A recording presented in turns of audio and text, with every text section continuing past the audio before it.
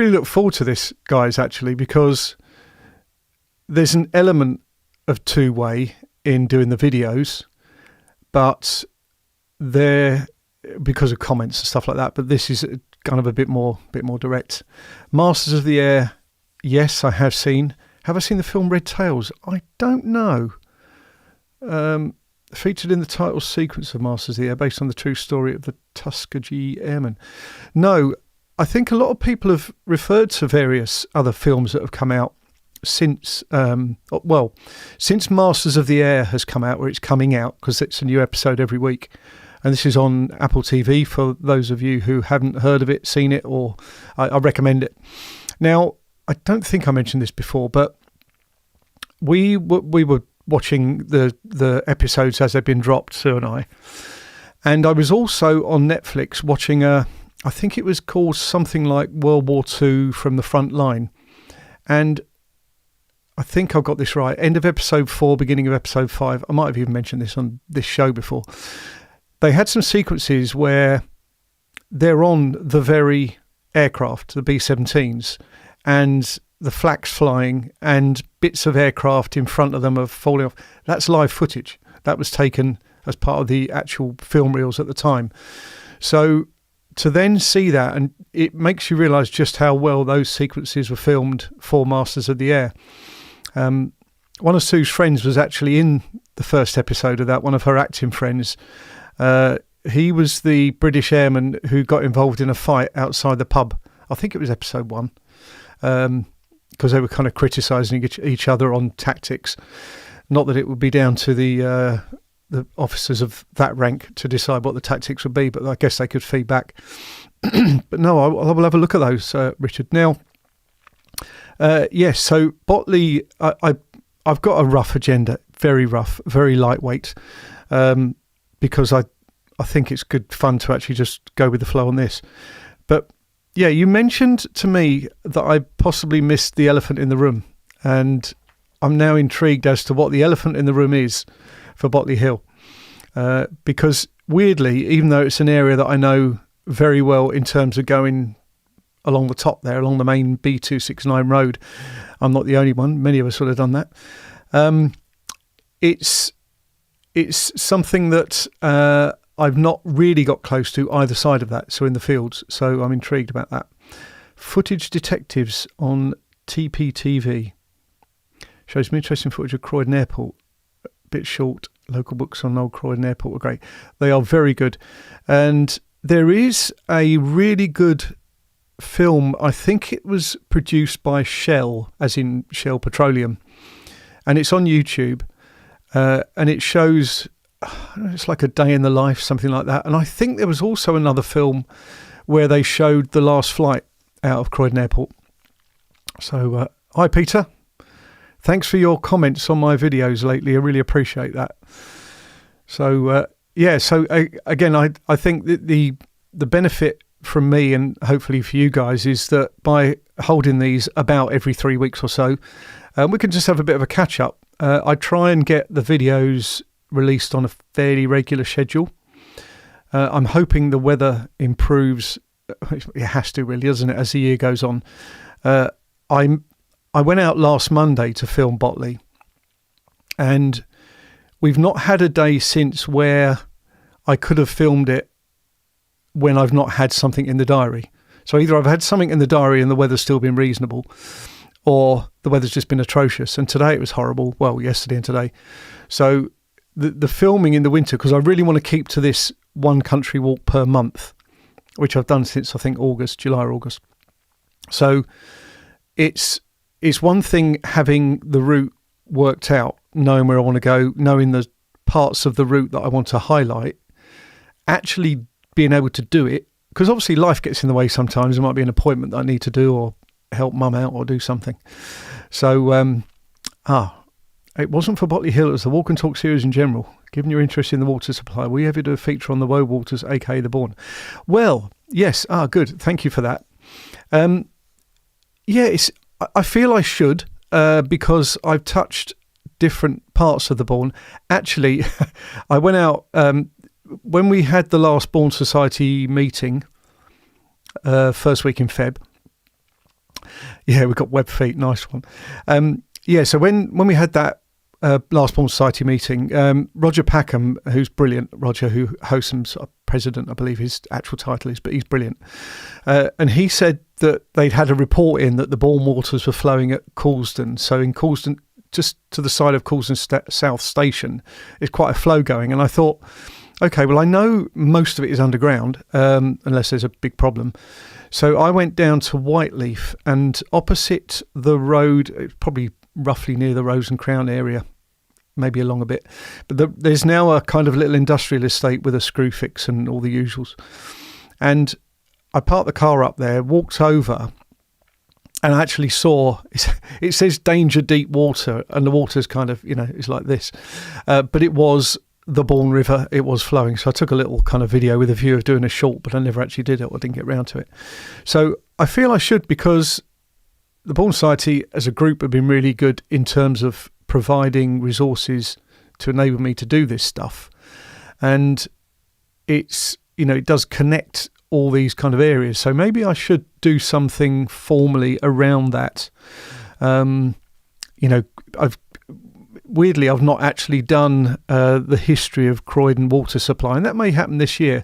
I've done a talk about it, and I've enjoyed doing that, but maybe I can kind of frame that around there. I want to move on to East Surrey, because a couple of people that I've spoken to I think one of them actually went to the pumping station down at Kenley on the A22. And I think he was allowed to go in and have a chat with them, which I couldn't even do with our local place around the corner in Addington, where the typhoid history video kind of was produced from. So if it flows, it appears in the field between Bug Hill Farm and the railway viaducts. Okay. So yeah, they had a big problem, didn't they? Was it the year 2000 or was it after that? At the bottom of Suckham's Hill, where you turn left along Woldingham Road, it flooded terribly there for weeks and weeks, and they've did some infrastructure work there to try and manage it going forward. And I don't think we've seen a problem since then. But Roger kind of jokes that when the Bourne flows, all sorts of things can happen, damnation and general elections, and it was quite funny. He's a very, very funny man and very, very knowledgeable. He probably goes back to when the Bourne Society was formed. So I always look forward to the Bourne Society meetings, so you always have learn a lot. I think I'm going to be involved in their council. I was asked after the last meeting if I could be, if I wouldn't mind offering some time for their meetings and add a bit. So I'm up for that. Now I will go to my very lightweight agenda. Yes. So in terms of stuff going on, so about a year ago I did the Benjamin Beeson story. So Benjamin Beeson was a local policeman, and for me, the story came to light because I was looking on an old map and I saw a police station in Limpsfield Road in Sanderstead, Hamsey Green. And it was the backstory. And when I found out about Benjamin Beeson, who's one of the mounted police officers based there, I also found he was a veteran of the Charge of the Light Brigade, Crimea War. And I found loads of stuff online, enough to tell a story. And so, yes, I'm doing a talk. So there's often... Well, the research can be quite easily used between doing a video and a walk and talk kind of thing and also doing a talk. But there's still different presentation styles, techniques, PowerPoint style. Well, I use Keynote for Mac, but same kind of thing. And so it's not that I can just take one and move it into the other. I have to do some work. So, and I am my own worst enemy, because putting these presentations together, I'll do some work on it for a day or so. I'll come back to it a couple of days later and then rework loads of it. And just before firing this up this evening, I was tweaking it. Although sometimes you do discover things that are quite good to tell the story. So it's worth adding them in. Like when I found, I don't think this is a spoiler alert, but I found a connection with Lord Lucan and someone who I met last year. So I put that into a talk that I did. So yeah, Benjamin Beeson. I will be giving a talk at the Sanderstead Local History Group this coming Wednesday, 2 p.m, All Saints Church Hall. And the connection there is that he was laid to rest in the churchyard at All Saints. So I did think about leading people out there, but I probably won't do that. So the other video that I put live the other week was the horse racing video, horse racing in Croydon, which, Sue's come online. She's watching my video. My wife is downstairs watching my live. When it flooded in Whiteleaf, was at the ball. Yes, it was Sue. It typically is in that valley area. Uncle was in charge of the hunt for Lord Lucan in the 70s. Wow.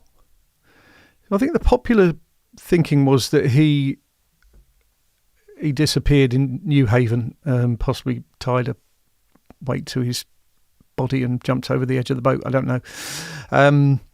He didn't go to Australia, I don't believe. Where was I? So yes, the horse race in Croydon. So that was one that I researched a long time ago, and it was just, I get in my own way sometimes. I think that's a term, isn't it? I have this stuff, but I just think, I'm nearly there, but I don't feel I could just go out with the camera and film it. And with this one, I thought, actually, no, it'll be a shorter video, and it turned out to be, thankfully, you might say. But no, it was just, I wanted to just kind of put it on the map, really, because there was some really good history to horse racing in the whole Croydon area. And I kind of, it's weird this is, but I kind of like the fact that, I'm sure you guys all know the area. If you're going along Long Lane, so you're kind of sort of heading out of Addiscombe past Ashburton Park, and you're heading towards Elmer's End, on the right, just a couple of 100 yards along from there, from the fire station, there's an entrance to Stroud Greenway. And if you go up that entrance, this is where I highlighted it in the video, and stop there, you're actually in the middle of what was the racetrack. And the great thing with the use of modern technology and mapping in particular is that I can overlay easily old onto new. And I do this because it kind of helps me, and I'm hoping it helps the videos land a bit more, because it's one thing pointing and saying, oh, look, over there, this and that happened, but I like to kind of, it's just the visual side of the way I work. I like to actually say, as in that instance, I was standing in the middle of the track and I would have been trampled. So it was good fun doing that little video, and there are books out in it, and there's various different articles that have been written on the internet. So, but I just thought, well, I'll do this video. Some people like to consume things that way. So that was a kind of quicker one to get out there. What else have I got on my notes? Well, before I forget, well done Crystal Palace at the weekend. Very sad the way they had to get rid of their old manager, Roy Hodgson. I say get rid of, but I think it was going to happen anyway. It's definitely going to happen at the end of the season. So I know not everyone may support Crystal Palace, but they did well. They played well, deserved the win without key players at the weekend. So that's all I'm going to say on the subject. Well done, Palace. So going back to the kind of Botley Hill thing. So Sue and I talked about how Sue's often got a lot of kind of research stuff to do, practice and stuff. And I thought, well, actually, if she wants to go and have a coffee in like the garden centre at Chelsham, I can easily work out some routes. And so I've got a couple in the Chelsham area, and I'm going to probably pick from one of those. That will cover things like the Nor Hill area where the quarry was. I'm probably going to pop over the road. There was an old Bronze Age enclosure which actually shows up on a LiDAR map, which is good. I used LiDAR for the Botley Hill walk the other day. And further along, we've got things like old decoy sites from World War II, or a decoy site. We've got other ancient kind of parts of history on the landscape, plus some kind of Cold War type things to see. So there's lots going on. And actually, I was just looking on a map yesterday, and it kind of leapt off the page. It said Titsy Airstrip. And sure enough, it's actually a registered airstrip. And it's kind of between, if you drop down from Tatsfield, where the sort of Parkwood area is, if you flew down towards the M25, in that area in between, there's the airstrip. And what I thought was really great in doing the research was that there's a public footpath that crosses the actual, well, the runway effectively. It literally is a strip of land, but you see it, even on modern maps, you can see how it's been mown.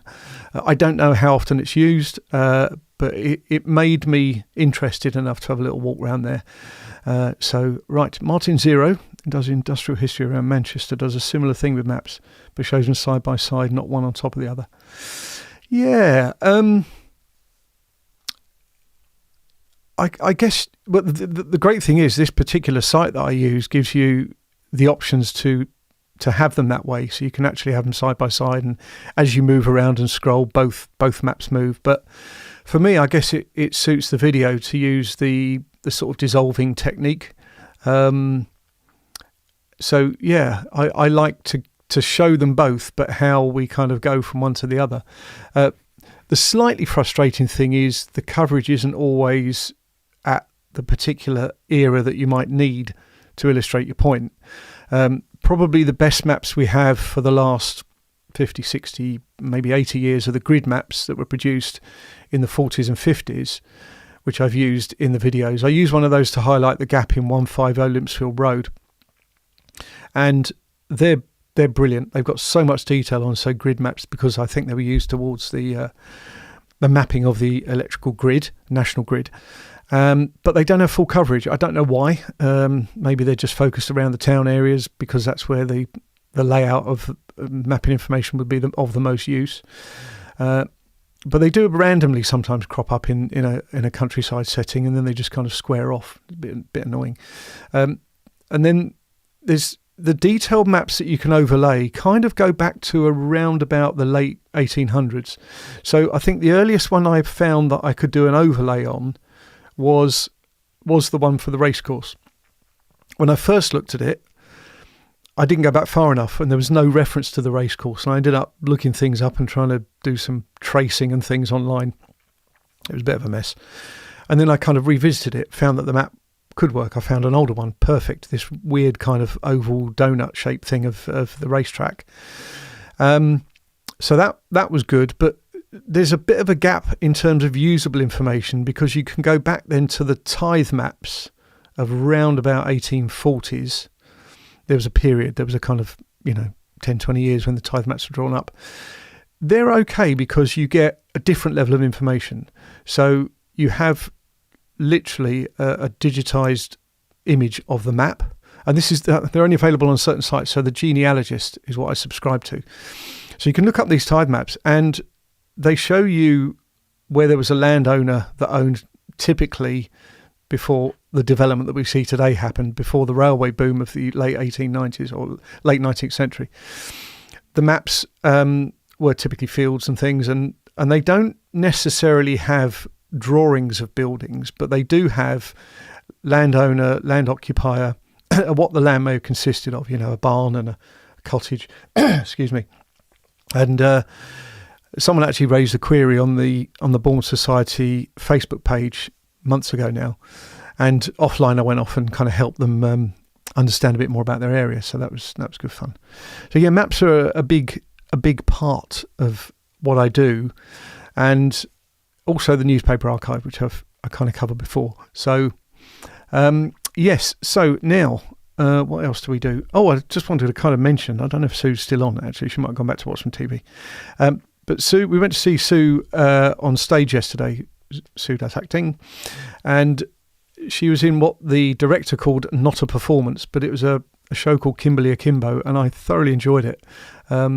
It was at the end of a kind of a play in a month series that the director runs, and went up with a friend of ours and saw the show. Really, really good. So we're actually going out tomorrow to a matinee performance of Cable Street. Oh, she is there. Hi, Sue.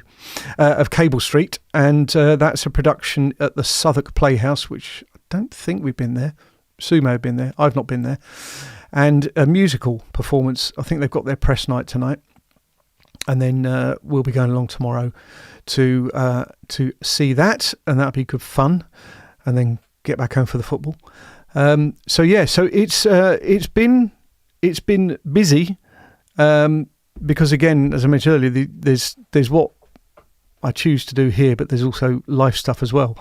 Can't really get out in the garden at the moment because of what we were mentioning earlier, and I guess I don't even know if I introduced the show, but this is episode 168. Is it spring yet? And I think that's a valid question. We've had some days that have been almost spring-like, and we had a couple of times recently where the temperature kind of raised a little, but then it very easily goes back the other way. So I do kind of, as I mentioned earlier, just to prepare for these and then get out when I can to do the filming. I'm planning to revisit Sanderstead. That was one of my first, was it my first? It might have been my first walk and talk actually, Sanderstead or Wallingham. 3 years ago now, crazy. So I'm going to do a revisit because I discovered a walk that the Bourne Society put together in 1997. And some of the references have changed. So even though we're talking about a fairly recent history from that period, I still think it's a story worth telling. So, and the other thing is the research is done for me. So I like where someone has done a walk where the idea is that they kind of make it available on a website, and you can kind of follow it and go from area to area, step to step. So that work was all done by the Bourne Society. Joy Gadsby, I think, put it together. And I've got that available. So I'm hoping to get out there and do that fairly soon. I still trying to do one related to the Second World War, really not far from here. It's 10 minutes down the road. I looked it up on YouTube and no one had ever covered this particular subject at all anywhere in the country. So I'm quite excited to put that together. The slight challenge there is that there's been scaffolding up on the particular building since last autumn. And I can't really tell if it's on its way down yet. So every time we go past in the car, I kind of glance just to see if it looks like there's any sign of it coming down. But I'm looking forward to doing that one. It's got a water connection, going back to what we were talking about earlier. So we shall see about that. But yeah, so that's the Sanderstead one's planned, and it gives me some more history, gives me something to do for free. So that's probably going to be my walk and talk for next month.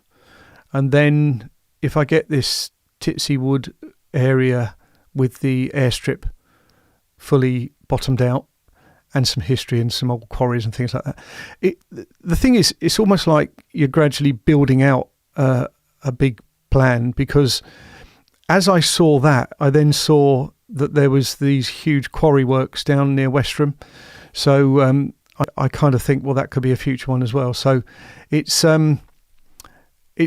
quite, I don't know. You got to know when to stop, I guess. You got to know when to stop. So now, I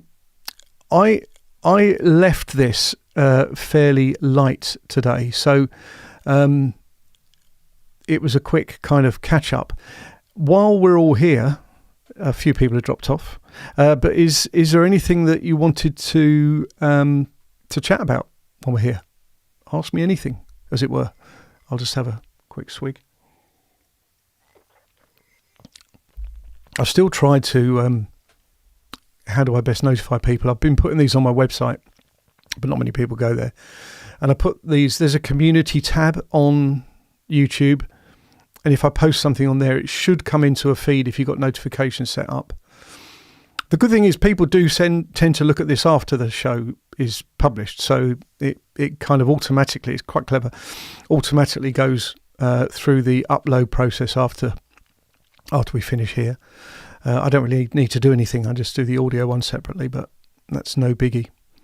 So yeah, is there anything else? Here we go. How far do you go for local history? That's a really good question. Very good question, because I asked myself about that.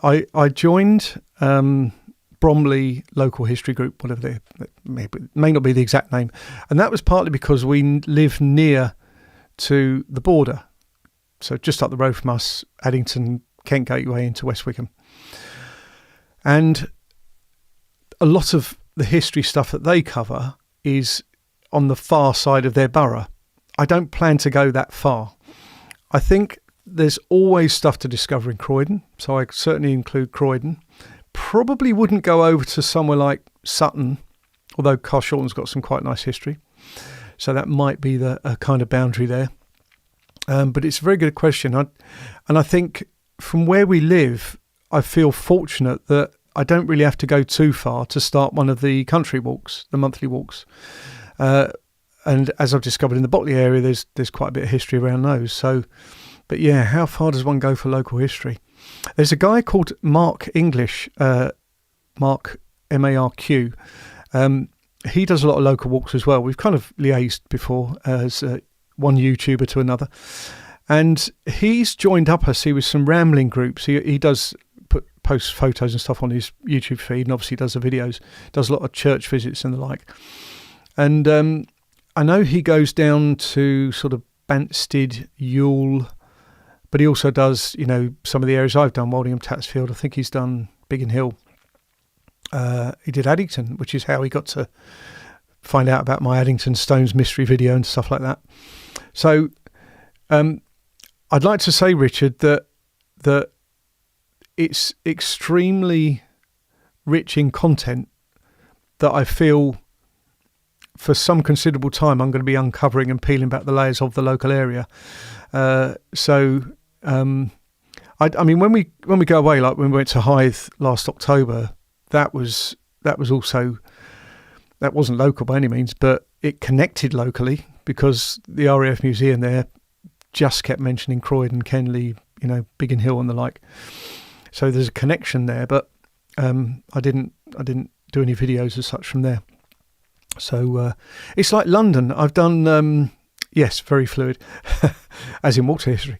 I've done a few videos, London videos, and they never seem to get any engagement. I mean, London's probably done to death. I think probably the young hipsters do a lot of the London stuff. The one that I probably have had the most traction for was when, after the Queen died, we joined The Queue, and we literally just took some clips and photos on the way round, and I set it to music and it went down really well. But of course that's very much a point in time. But so yeah, I've dabbled with London, but I think it's better people seem to kind of tune in to what I'm doing locally now, so I'll keep that going. Mills at Merton Park. Seen the walk through that area and saw an antique show from Merton, but I think the mill was a snuff mill for tobacco and not... Okay. Wheat. Investigation into wheat. Funnily enough, that might crop up. I'm not going to say too much, but that might crop up in the Sanderstead walk. I'll let you think about that one. So Merton Park, and is there Morden Hall Park as well? That's a big green space over there. And Merton Mills. Someone did a talk on one of the history groups about the mills of the Wandle River. So, yeah. And Graham, who helps me but stays off camera, I think I might have caught him a couple of times actually, but don't tell him if you ever see him. But yes, so Graham, he talked about that, doing a kind of walk along the Wandle. I think some others have done it, but that might happen, Riverside Walks, because there's something fun about that. Right, Sue would like to go for a trip to Merton Abbey Mills.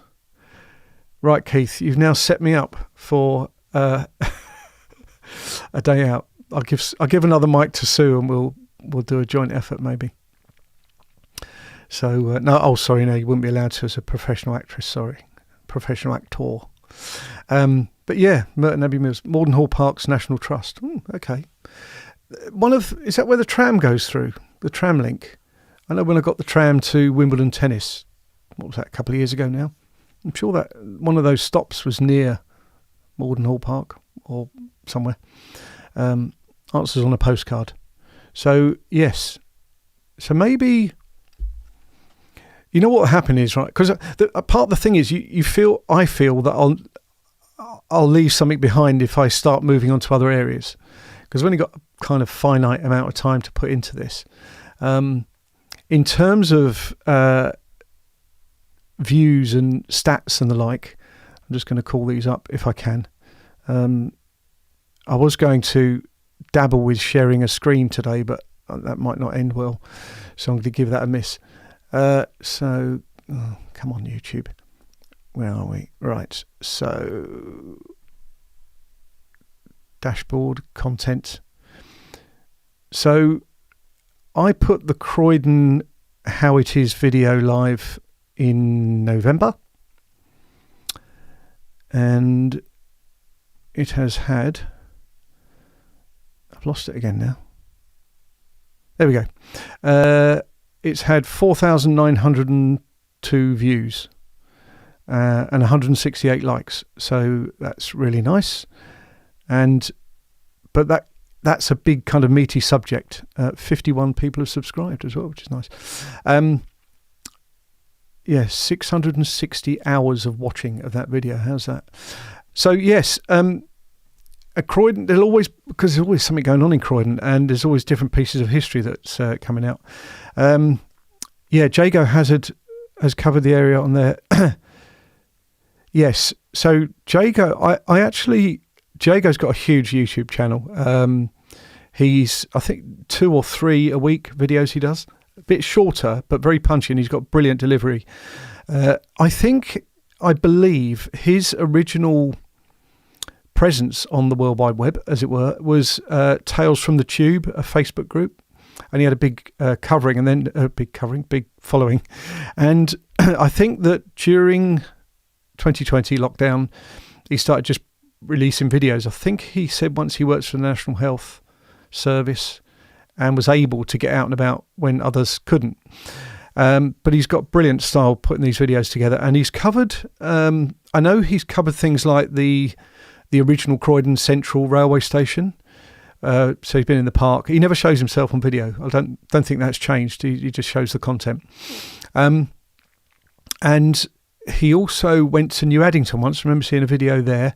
But yes, you're right. Very much focused on the tram and tube network. And I like the fact that he has a different method, a different style of putting across the information. Who's the other guy? Jeff Marshall. Is it Jeff Marshall? Another big kind of railway video maker, filmmaker.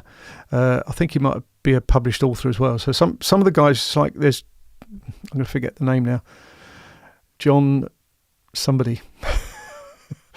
But there's a John that does lots of London videos on YouTube. He's also a published author as well. So a lot of these guys have got some presence, some skin in the game generally in the world. And I find that the videos do kind of complement that to a degree. So I don't really have that. I didn't really have the background for it. But YouTube can throw so many things in your direction saying, you should do this, and if you want to grow even more, you should do that. But my channel and doing the stuff that I do just complements what I like doing. So I don't feel I'm going in any one direction that someone says I should go to do it. I'm just kind of seeing things how I see them and trying to tell a story about them or show, an area, that kind of thing. And I've had some really lovely comments over the last couple of years that it's sort of been more active, where people find that they get a bit of education, entertainment, and try and avoid my dry sense of humour. No, I made that up. John Rogers, I'm sure he's the guy. Jules Guide. So Jules was probably one of the ones that's been going. Is he the top hat guy, the bowler hat guy? I think he is. I think he's been going for quite some time, and probably if you're either a Londoner wanting to learn more about London, or you're looking to plan a trip and you're going to a certain part of London, he's probably ideal for that because he'll just go there. He's got, I think, a second guy that comes with him. He doesn't do his own camera work. I think he has an extra camera person. But yeah, these good folks are around to follow. In some ways, I suppose I don't look at too much of their stuff in terms of trying to copy it. Do you know what I mean? I want to just do my stuff. But in terms of learning about subjects, then yeah. I mean, even Botley Hill. So I thought, I wonder if anyone's done videos on Botley Hill. It wouldn't change whether I did my video on Botley Hill, but I thought, have a quick look. So I do a Google, And there were pages and pages of wedding videos because in the barn there, they have weddings and functions and really lovely videos. Not many views because probably typically they're a bit of a showcase for the videographer or they're for the couple and friends and family. So I didn't feel it was taking anything away. And it's, I've had 300 plus views or something since that went live. So let's see if I can find it again. So that was live 4 days ago now. Where are we? 305 views, 18 comments and 28 likes. So great.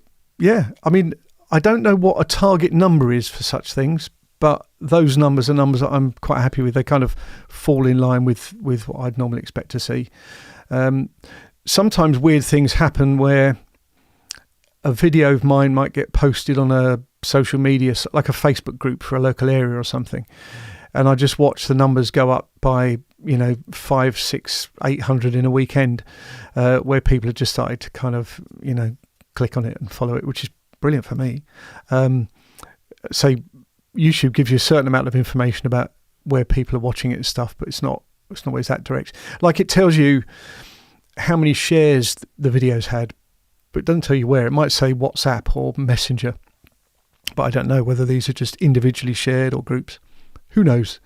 But it's good fun. It's a fun ride. So yeah, these, I think actually Mark's channel, there was another guy called Aggie, and he did a video on Kenley before I'd done mine. So in the research, just thought, has anyone done Kenley Aerodrome? And he does walks and also kind of outdoor camping out and eating out and all that sort of stuff. I think he's fairly local to the area. But one of the things that I wanted to do when starting the interest in local history was to get, networks of friends and contacts and things, and that's really been helpful. So when I did the Kenley one, I spoke to Linda and a couple of her guys came along as well. I had the experts, special guests when I did that one. But great place, Kenley. One thing I must do this year is to go up with my camera, just do some stills at Kenley because they have some fantastic sunsets and that kind of thing. Maybe I'll get out there for a dawn before the days become too long. Often up and out early. So cool. So we've I'm just a bit of a recap here. We've got a couple of things to look up on TV. Suggestion on the Bourne. We've got some Merton Park and Merton Abbey Mills. So yeah, these are all, and Sue and I, we both get wrapped up in what we do, and I think sometimes we should just go out and spend some time enjoying life. No, we do still do that, but sometimes things get in the way. But I couldn't do a kind of cardigan and slippers style retirement. Just couldn't do it. I have to be doing something. Okay, so we've been going for around about 40 minutes. Jeff, you've only just joined.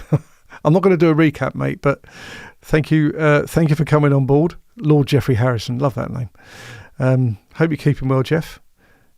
And I've been doing some digging now, Jeff, because you raised this question last episode. Someone else mentioned, it might have been Peter who's on, about the who can't sit still? Oh, me. Anyway. Oh, yeah, can't sit still. Okay. Yeah. Yes, so I was doing some research into aircraft accidents in the area. And do you know what? The most, I don't know, what seemed to be the most populated resource was Wikipedia. And I thought there has to be some kind of official aircraft accident registration, because there's a whole kind of investigation process that takes place when there is one. I wouldn't expect it to be, I'd expect it to be different for military rather than civil. But obviously since the end of the war, we've been mostly civil, and I know there's been air incidents in our area. So there's a very detailed one on Biggin Hill's Wikipedia page about a private aircraft that took off, had issues, crashed in Orpington area. Unfortunately, everyone lost their lives. But it's very detailed. It's got the whole tracking. It's got the radio communication details. I'm not expecting that for everything, but thanks, Richard. We will enjoy Cable Street. So yeah, it's I'm looking for that. I'm looking for that golden source where I can find out information about aircraft accidents in the right way. I'm not, looking to be down on it about in any way. So I think I've covered my agenda, which is quite light anyway. Yeah, pretty much covered the agenda. Anything that anyone else wants to comment on, raise, ask, complain? No, hopefully not. I don't think I've had any complaints. Have some corrections, have some additions. One guy on the Croydon videos has put so much rich history information. I'm so grateful to him. Brilliant. I mean, it helps because then I know if I go and revisit these places, I can cover off some of that information that I didn't know before. So, tonic water, no vodka or gin, just tonic water. Okay. Well, I'll tell you what. I will say thank you. I'll actually type thank you because I forgot to do that.